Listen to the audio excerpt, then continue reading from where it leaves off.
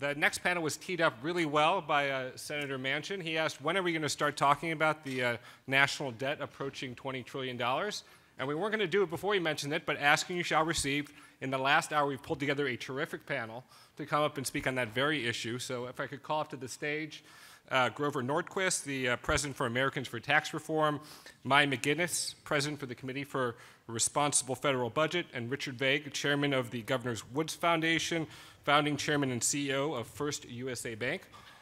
All coordinated by our good friend Greg Ip, the Chief Economics Commentator for the Wall Street Journal. So a big round of applause for our next panel.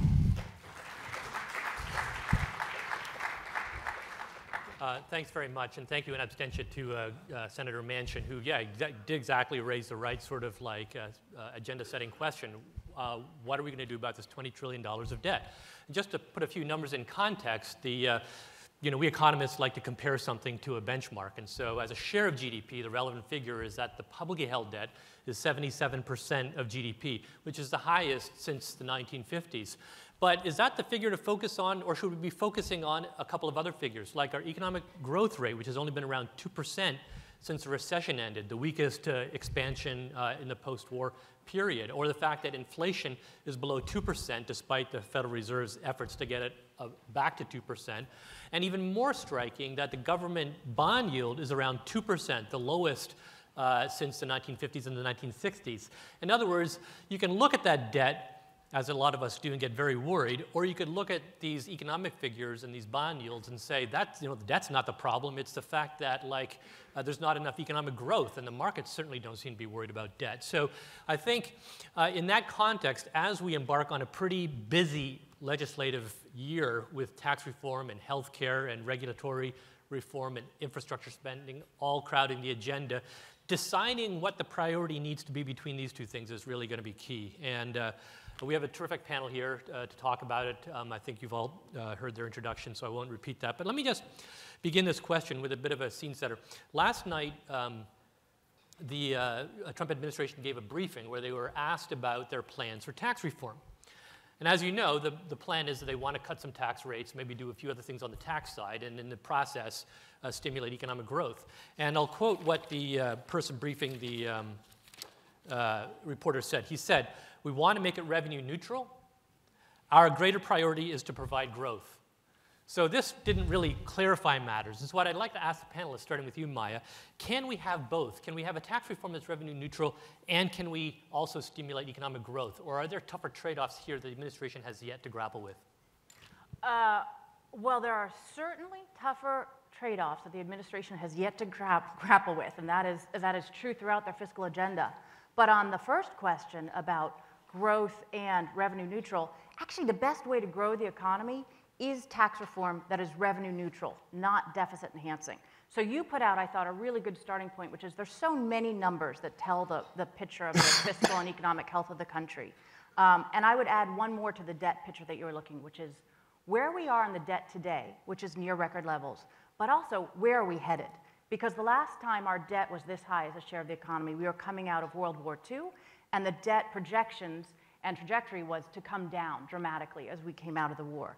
This time, the projection is the debt will keep on growing relative to the economy, in fact, faster than the economy every year, forever. But what we've seen from looking at past policies and sort of the economic case for tax reform is that paid-for tax reform does much more to promote sustained growth, which is what matters, not just a couple of years, but sustained growth, because you then don't have the increase in the debt, which undercuts some of the growth effects of tax reform. So given that the argument for tax reform, in addition to simplicity and fairness, is growth, you want to pay for your tax reform. I would recommend the administration offset the cost of tax reform fully through base broadening and other measures, and use all the growth that does happen, and I believe there will be some if it's done right, to help bring down the debt, and that will be a self-improving cycle as a result.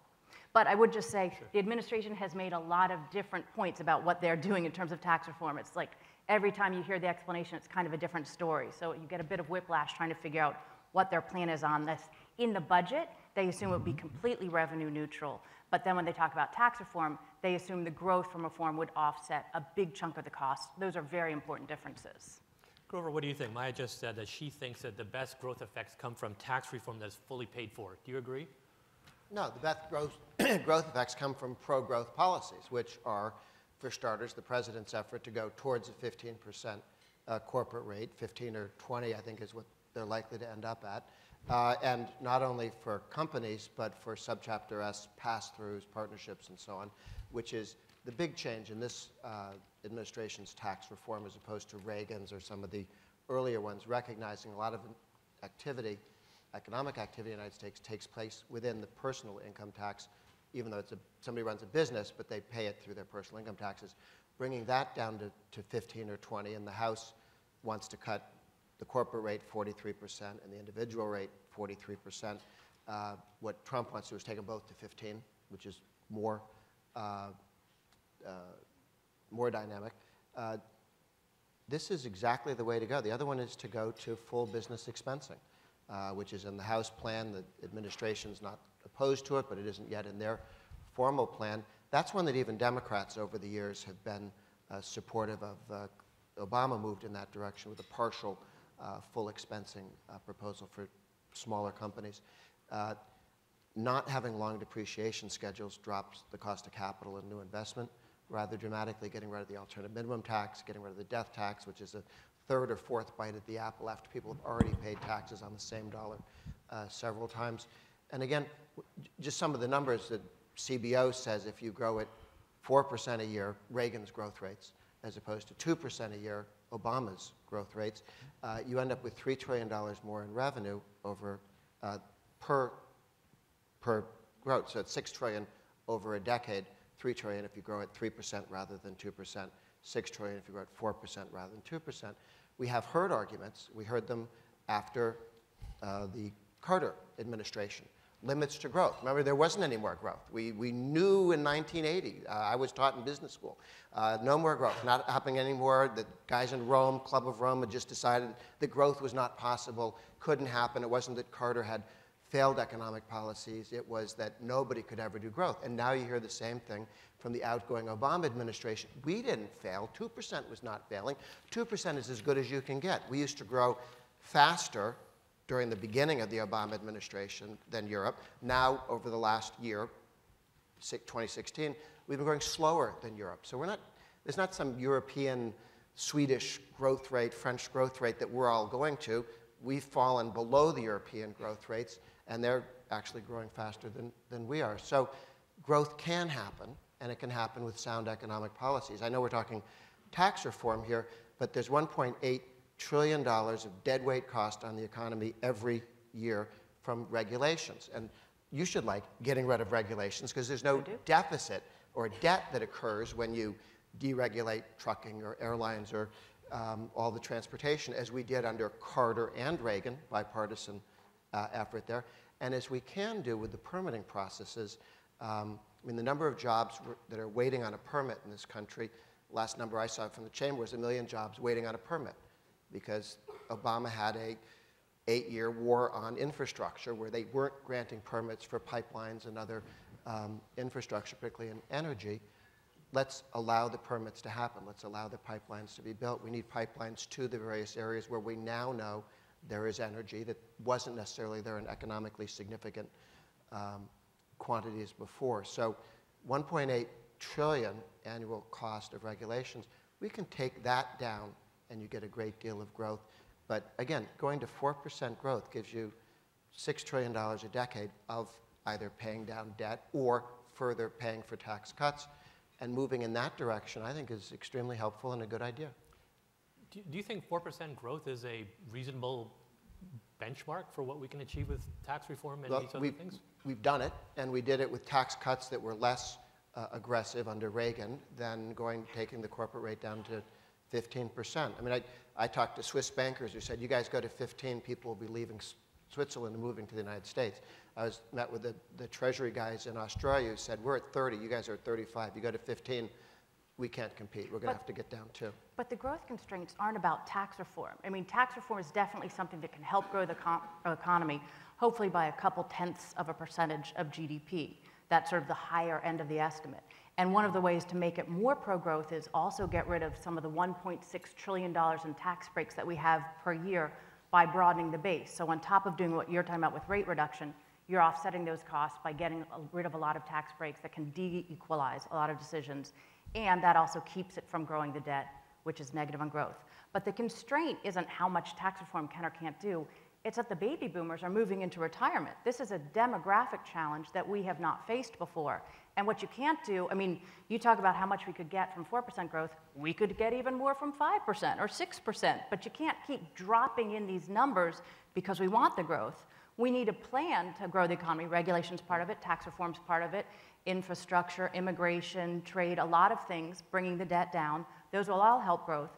But we have a real constraint on the labor market side with the demographic, the aging of the country, and we can't wave our hands and pretend the economy will grow more than the numbers imply they could. Okay, well, that'd be a stronger argument, except we have a lot of people between 25 and 55 who have left the labor market over the last 10 years.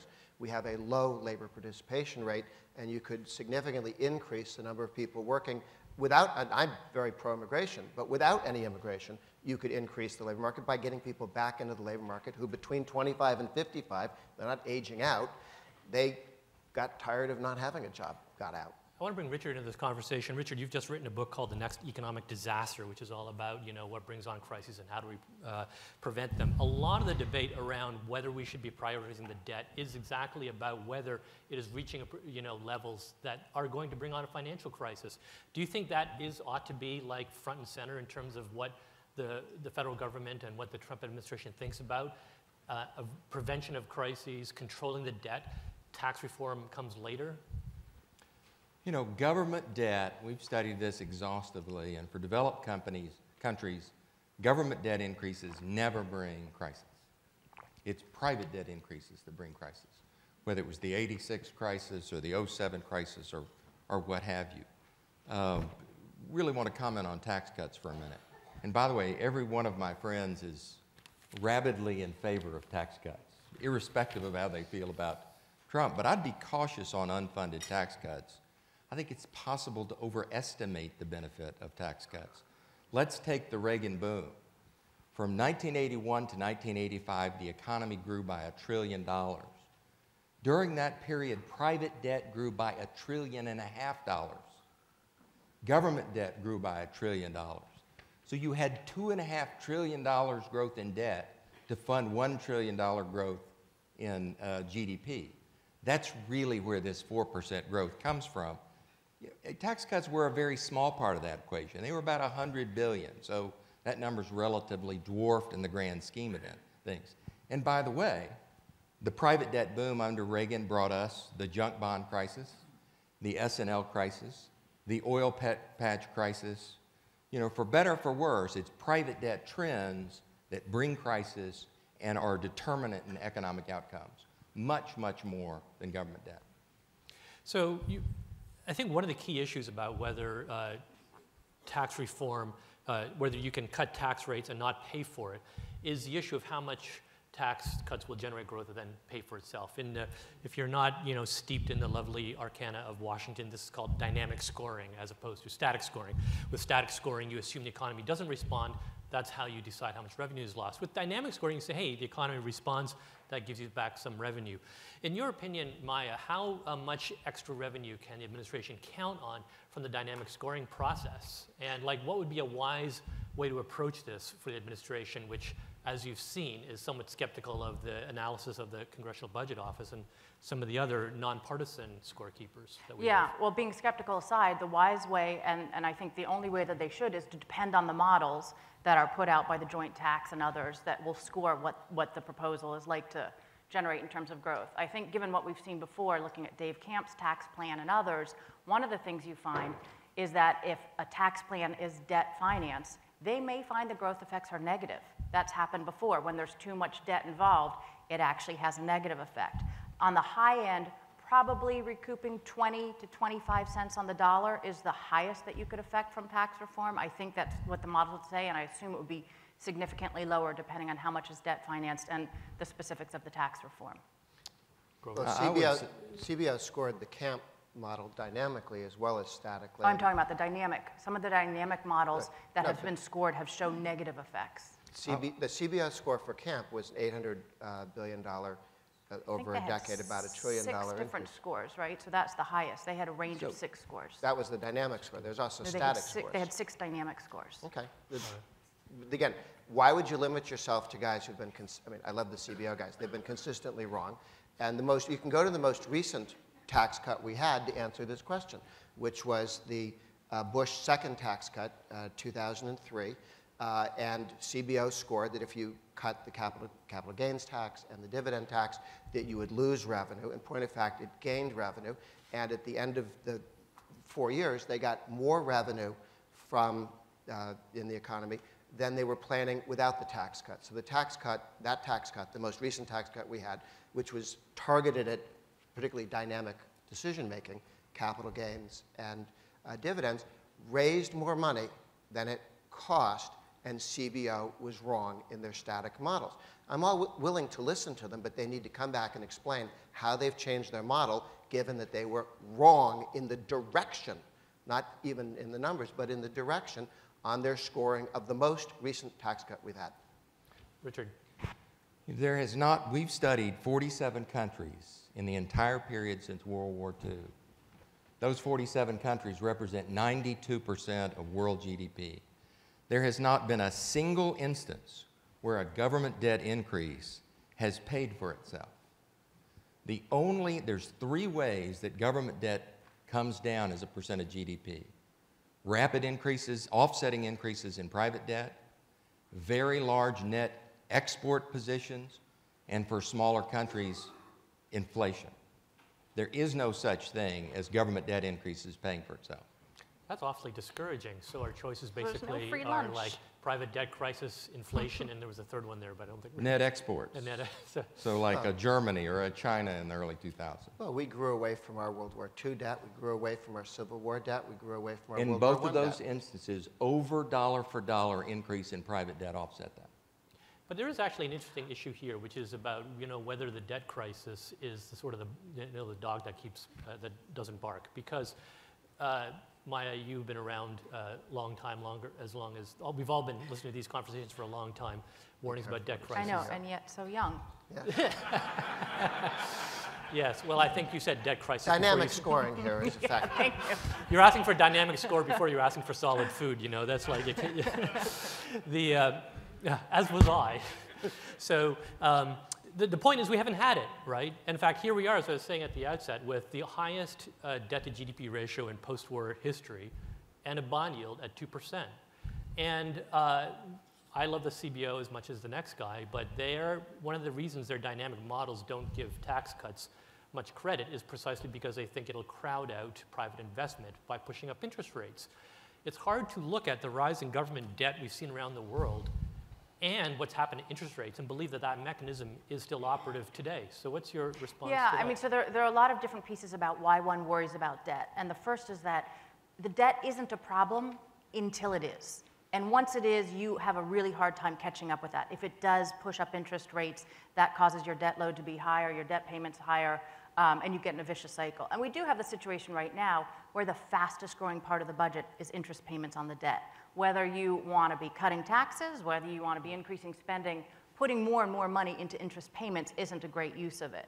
But there are many other reasons that one worries about the debt as well.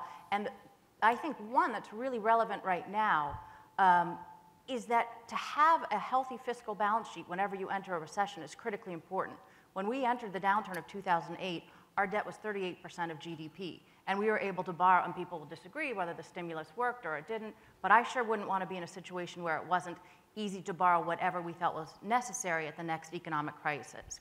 And given the length of most crises, we are probably closer to the next one than the last one. And so I worry that that fiscal health is really defense. It's a protective measure so that you have the ability to respond to opportunities, to crises, to all sorts of things, which now that our debt is twice of what it was when we went into 2008, I don't think we're in a good position for that.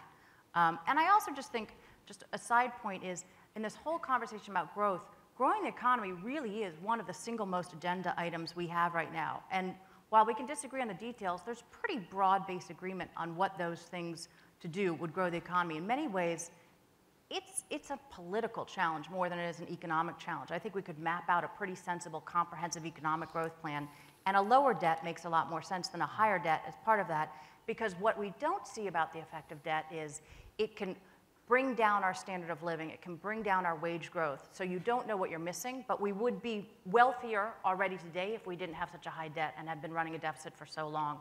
That doesn't get people exercised and upset about it and talking about it at the kitchen table, but it takes a real hit on our standard of living. Yes, Grover. Yeah. When we want to reduce taxes, when there's an argument by the Republicans, it used to be Kennedy, but now John F. Kennedy, now the modern Republican Party, then all of a sudden deficits and debts become important. When the government's spending money, when I was in college, all my left of center professors explained deficit spending, that's just a word conservatives use to stop us from spending all the money that we ought to be spending because we're smarter than people are and we can spend their money smarter than they are, than they can. And so deficits were fine as long as it was deficit spending. The Democrats decided they didn't like deficits when Reagan offered tax cuts. Two thoughts. One is, all of the buildup in debt you're talking about flowed from a time when the government was not cutting taxes. They were, in fact, Obamacare is $1 trillion of taxes over a decade, 20 different taxes, totaling $1 trillion, many of them hitting people who earn less than $250,000, despite certain promises we were made. And during that period, all this debt came up because there was massive spending, including the stimulus. I don't know how you can argue that the least successful recovery since World War II was helped by the stimulus. It seems to me, if you want a correlation of what they did and how badly it happened, the answer is spending all that money doesn't create growth. Keynes was wrong. And the idea that somehow if you borrow $1, it's not available in the market, but if you steal it, it is. The point is, total government spending is the deadweight cost of government.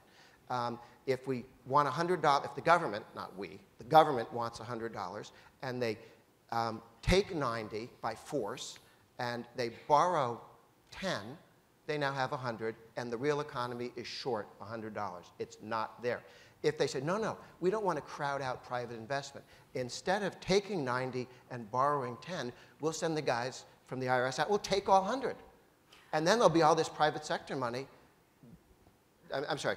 The government spends the money. It's not available in the real economy. It's now in the government economy. Whether you borrow it or tax it, it's gone. And so the argument that somehow taking it is better than borrowing it, I'm in favor of spending less. But the other distinction and arguing you've done something good by taking it instead of borrowing it, I miss that. I think that the distinction is between whether you take it from the people who are enjoying the benefits of the tax cut today or from their children. I mean, it's taking one way or the other, right? Debt is just deferred taxes, isn't it? Spending is all spending is the debt. The spending that you did is the deadweight cost. How you financing it is another question. My argument is the deadweight cost is what you want to reduce. We need to have economic growth, and we need to reform the entitlement systems because they're structured to make us go bankrupt. We have done that under Clinton with the block granting of aid to families with dependent children, now TANF. They're now looking at doing that with Medicaid, as well as down the road food stamps and the other means-tested programs. We should do something along those lines, the bipartisan plan that was originally put out on Medicare. Now, maybe we're not bipartisan enough anymore to take a bipartisan plan and do it under Trump, but you know, that was once a bipartisan Brookings sort of proposal. So I think it still makes sense. I certainly agree with one thing, which is fiscal responsibility is so often just defense for whichever political party is out of power. But it's not just Democrats who do it, it's Republicans who do it. So Democrats find the gospel of fiscal responsibility when we're talking about Republicans in power who want to cut taxes, and Republicans find it when Democrats are in power and want to increase spending. And the very, very small overlap is people who actually worry about the economic effects regardless of the political agenda or think that, you know, it's more economic than it is political defense. But I think, Grover, that when you talk about what grows the economy and what doesn't, you do too much of correlating and saying it's causality. Like, just because there's a tax cut at one moment, the economy's growing or not, doesn't show what happened. The business cycle is really important, where we are in the business cycle. And I just don't think that there is any case to be made that tax cuts routinely spur sustained growth. There's so many examples of that not being true, but it isn't just that this happened in this year and this didn't. I do think one of the biggest problems in the growth agenda is how we spend our money and how we tax. You're talking about deadweight loss, and there's definitely efficiencies you can get on both sides. So much of what we borrow for is not for investment. If it were, it would be a much different situation. But so much of what we borrow for is consumption, the biggest portion being entitlements. And so much of how we tax is taxing on the things we want more of, not the things we want less of. So one thing is to how you shift, how you spend, and how you tax, even before you think about how much you do of each. So let's shift the conversation a bit away from taxes to the spending side. So one issue on which there actually seems to be some bipartisan agreement now is we should spend more on infrastructure. This week, President Trump came out with the outlines of a plan to spend up to $200 billion over the coming decade on infrastructure. The last administration also argued that infrastructure was an appropriate type of spending that could be financed by borrowing more because it added to the economy's debt servicing capacity. Richard, let's start with you. Are there forms of spending like infrastructure that are entirely appropriate to run the debt up for? Would you do that if you were making the decision? Well, it's a tough choice, but our infrastructure deficit right now is estimated by the ASCE to be in the $4 to $5 trillion range. You have crumble. Most of that, by the way, is roads, bridges, and water systems, which in many cases are crumbling. So you need to spend the money. Where it comes from is the problem. 75% of all education and infrastructure spending happens at the cities and state level. They have no money. There's no capacity at the city and state level. They have the opposite situation. So I think some measured form of productive, targeted infrastructure spending that's not just everybody's pet project, that really is the things that do need to be done, is in order. Is it okay to borrow to do that? I think in the context, yes. And let me just say one more time. You know, I think what Grover does and what MI does is extremely important. We need all that we can muster in keeping tax rates low and keeping the deficit low. But the truth remains, government debt has, in the post-war period, never caused a crisis in a developed country. It's runaway private debt that caused the crises that we've experienced all over the war. The reason the United States is experiencing suboptimal growth right now is because we're burdened at the business and personal level with way too much personal and business debt. In 1950, private debt to GDP was 50%. Today it's 150%. It dwarfs government debt. It is central to understanding why we have lackluster performance today. But how much private debt is driven by tax policy, where a company borrows money, the interest on a bond is, the interest is tax-free, but if you raise it in the market through stocks, it's not? Fannie and Freddie drove a lot of private. Tax policy on debt, which makes debt deductible, is an influencer.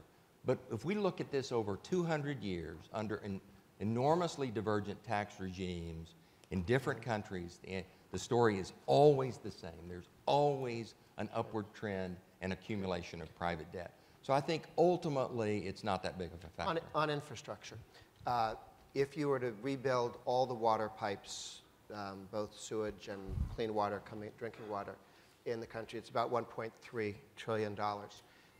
There are laws that were passed over the last years in many cities and states that require, they say, if you're going to have pipes in our city, they have to be made of this material and they have to be this big. Other cities have open competition. They say, well, we'll tell you what we need, how strong it has to be. We won't tell you what to make it out of. We won't tell you what company to buy it from. And we don't tell you what industry is going to make profit off of it. And we have invented plastic since these laws were invented. And when you look at cities that have been open competition and compare them with ones that are closed competition, to redo the whole, fit the whole country, the 1.3 trillion, you save about $380 billion by moving to open competition. So why would anybody consider spending a penny of federal money on infrastructure, on pipelines, when cities and states have passed laws, maybe because they had a bad one and they wanted to make sure it didn't happen again, and with the best available technology, they put the limit in. Or maybe because the guys who made pipes out of steel from certain places got the laws written for themselves. Either way, laws which drive up the cost by 28% of fixing water pipes need to be repealed at the state and local level before anybody should ask the federal government for money. The Davis-Bacon Act, which was passed in the 1930s to keep African Americans out of jobs in New York, because they didn't want these Southern blacks coming up and taking white union jobs in the Northeast. And if you read the debates they had on the floor of the Senate, it was pretty disgusting. That law exists today. And that law drives up the cost of building anything with federal money. Pipelines, not pipelines, but pipes for water. If the feds are paying for it, you have Davis-Bacon apply. It requires prevailing wage, which is something the South Africans used as well, in order to keep out new entrants to the workforce. That's a 25, some people say more, but at least 25% cost increase for every bridge, every road, because of a federal law. Why in the world would you enter into a bit? We have to have roads. We could have 25% more roads, 30% more roads. You got rid of Davis-Bacon. There are also rules, and I'm trying to get my hands on this now, but the people who build roads tell me they have laws similar to the roads that the pipeline people have, where somebody came up with the best road has to have this much gravel. Well, does it still? I don't know. But open competition, you say, you tell me what you need for a road and let everybody compete. Don't have these corporate welfare laws that were designed to advantage Fred over Mary, or different ethnic groups in the country. There's a bunch of reform that has to be done, and there's no reason not to do it. Why pay more for infrastructure, billions more for infrastructure than necessary? That needs to be cleaned up. Okay, we have about 13 minutes left, and I'd like to have some of you come into the conversation here. Steve Clemens is there with a microphone, so if you have a question, questions, wink at me or something. I'm going to open here, so we're going to go to Jed here in a second. But let me just ask you, one of the reasons I love this economic summit is because it's the closest I can imagine in medieval days to getting to a convening of alchemists, which really kind of excites me, right? So I'm just interested because it's so I mean, everyone has a story in which we, potentially look at growth. We, find different formulations. How do you tweak the beast to get it? I'm just interested because I see and hear real differences between the three of you. If you could control one lever that you thought got us and the economy to a better place, what is the one single lever that you would answer? Just one sentence. Maya, Grover, Richard. A comprehensive debt deal that has trade, immigration, tax reform, Oh, regulatory cheater. reform, and reducing the debt. She just put 6 levers on your dashboard there, Yeah, Steve. yeah. We need to stop compartmentalizing, and we need to do things more in a more integrated way when it comes to the economy. So I really think focusing on how these things work together, Right. not in their political buckets or not in their territorial congressional committee buckets. Grover? Comprehensive growth. There isn't one, but for political reasons, it's easier to cut marginal tax rates than it is to rethink regulations because there's so many different buckets it's in. So if you wanted me to pick one, I pick the one that you can look at, focus on, and deal with. Door But A, the other door is, B. The other is every bit as important. And if you look at Trump's picks for FCC, FDA, FERC, NLRB, there is a wave of deregulation that has begun and will continue that will be every bit as important to the economy as our tax cut. And Richard? The area of opportunity in the United States right now that is profound is medical research. If we just double the NIH, we have a chance within the next 10 to 15 years to cure cancer, Alzheimer's disease, heart disease, and diabetes. That's 1.5 million deaths a year. You do several things if you do that, not the least of which is a jobs revolution. That's the first thing I'd do. Cool. Interesting. Jed Schilling. Yeah, thank you. He's introduced me, so I don't have to introduce myself, but a couple of points that lead to questions. One, on the regulations, I think it's important to take account, as Maya just indicated, much more than just the economic impacts, because a lot of them are protecting social values and benefits, like regulations to reduce pollution emissions and things like that. And if there are taxes or other things on factors that contribute to that, that's a way not just of taxing, but of paying for the cost imposed on the rest of society. Because GDP does not take account of many of these negative benefits, and looking only at GDP, you miss a lot of the social benefits and welfare and things like the benefits of education. So you need to take this much broader view when you're looking at regulations and taxes and things like that. The second point, in terms of the private debt being the major cause of the economic crises, I think that's an important point, but you need to think beyond that, because particularly for the 2008 crisis, 2007-2008 crisis, you had what I call paper assets, the vast increase in derivatives and other things that the financial sector and related sectors create to generate paper wealth, income that they have on spending, but creates a huge bubble that was even bigger than the debt, because derivatives amount to between $4 and $6 trillion, and they don't represent any real value. Yeah, do you have a question? So can you comment on that? I just wanted to make the point that you need to take account of this in looking at debt, because it's as big or bigger a cause of problems than the debt. Richard, I'll have you touch on the debt question, and Grover, why don't you answer the question about benefits to regulation? No, the derivative markets, are, the word derivative implies that they are derived by the underlying debt. So I think it's really the same measurement. And we've studied that fairly rigorously over multiple economies, over a couple of hundred years. And the primary measure of when you're going to have a crisis is about 20% growth in private debt to GDP in about a 5-year period. If you have that, you have about an 85 to 90% chance of having a crisis. That's with or without the presence of derivatives. So derivatives really all existed to help facilitate the high mortgage growth during that period. Grover? Yeah, I think we should look at the costs and the benefits of regulations, and I don't think the government does a very good job of even understanding the costs. One of the most important deregulation movements in the United States today is called the Right to Try movement. More than 30 states have passed laws saying that even though the FDA has decided that a drug is safe, but they're going to take them another 5 years to decide if it's effective, people who are dying of terminal diseases should be able to, in those states, I think it's 35 states now, Hogan in Maryland was the last state to sign on, because when we should be calculating when the FDA delays a drug and they announce a drug, oh, this drug is great, it's going to save 1,000 people a year. And the last 10 years while we waited for you, how many people died? So the FDA, the states are now challenging the FDA and saying, like medical marijuana, I know you guys have a federal law, we don't care. In our state, we say it's legal. They're doing the same with life-saving drugs, and that is making the FDA begin to reform its behavior in how they allow drugs, compassionate use out for people whose life. So we just hit the end. So let's do some lightning round questions, lightning round answers. So you have a short question, right? Thanks for your presentation. My name is Li Yang. Then we discussed the economy from the employment to GDP to the debt and taxation. I just wonder if we have really verified the data that we are analyzing, whether they have accountability or whether they are really on the wrong direction.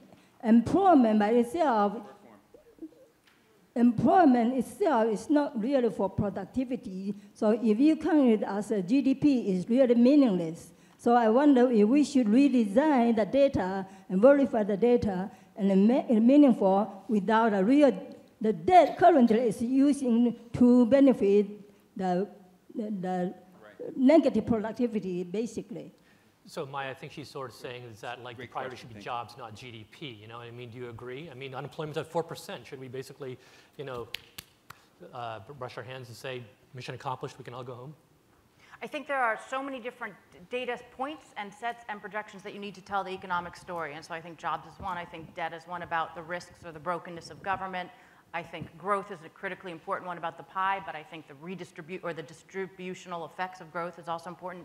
You cannot tell an economic story with one data set. So all of our data could be improved, surely, but more, I think it's how are we able to incorporate a lot of different pieces of data to tell a story.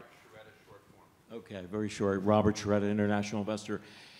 There are a number of ways to stimulate spending. You can tax bring tax cuts, you can stimulate defense spending, you can allow more immigration, build the population as quickly as you can. But should we focus more on GDP per capita rather than just GDP growth for growth's sake? There's a limit, is there not? I think that's sort of another way of asking the question about jobs versus GDP. Yeah. I mean, essentially, so And for example, to go back to the assumptions underlying the Trump budget, I think Maya made the important point, hey, 3 or 4% growth is great. You know, we had that, as you said, during the Reagan era, but the working age population in the 80s was growing 1.2% per year. Now it's growing 0.2%. Unless you have a magical formula to suddenly create a whole bunch more 30-year-olds in the next 10 years, then those are some fairly iron constraints on our ability to grow. The answer has to be productivity, GDP per capita. And the fastest rate we've ever achieved in that was, I think, like 2.5 to 3%, and only lasted for 3 or 4 years in the late 1990s. How realistic is that we can recreate those conditions given the lack of population growth?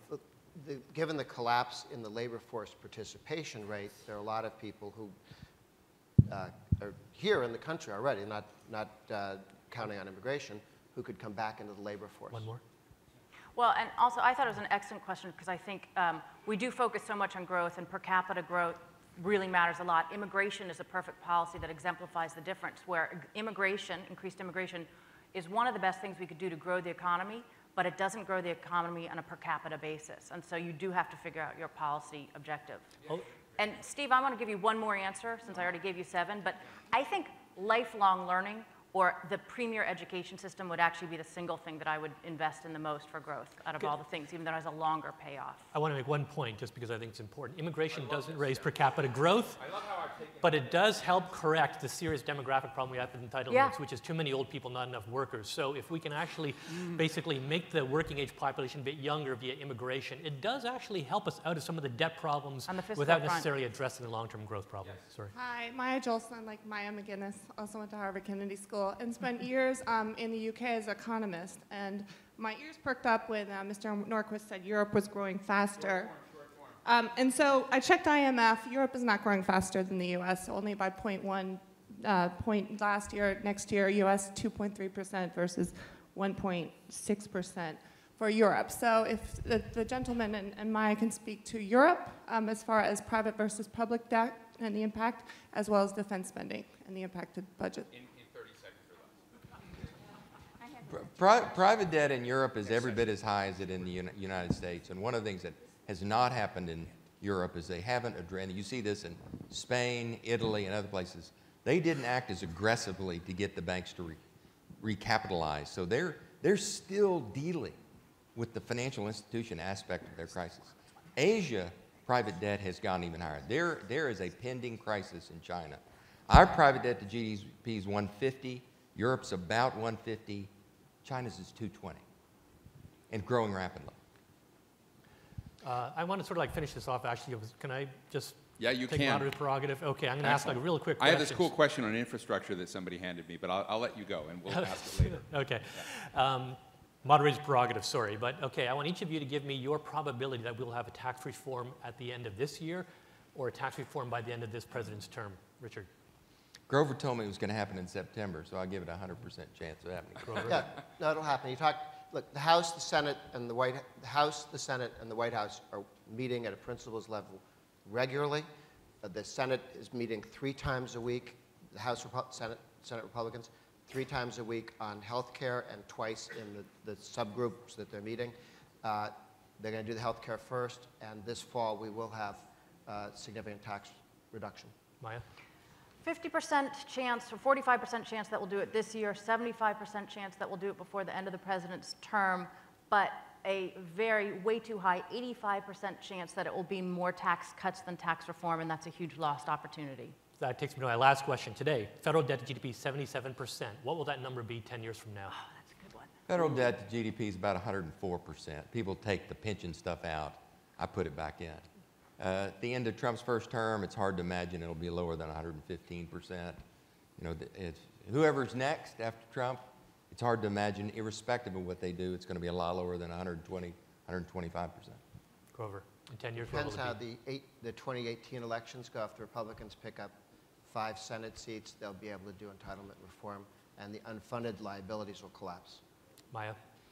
So it's 77% now. In 10 years, it's supposed to be 89%. I am pessimistically going to say it's going to be 102%. And you know what the great thing about the Economy Summit is we'll be able to grade you on whether your prognostications were correct or not. So you're inviting us back for 10 years from now? Yes, to absolutely. I'm going to have exactly this panel. Big round of applause for Greg Ip, Richard Bay, Grover Norquist, and Maya MacGuineas. Wonderful discussion. Thank you all for your very good questions. Likewise, yeah.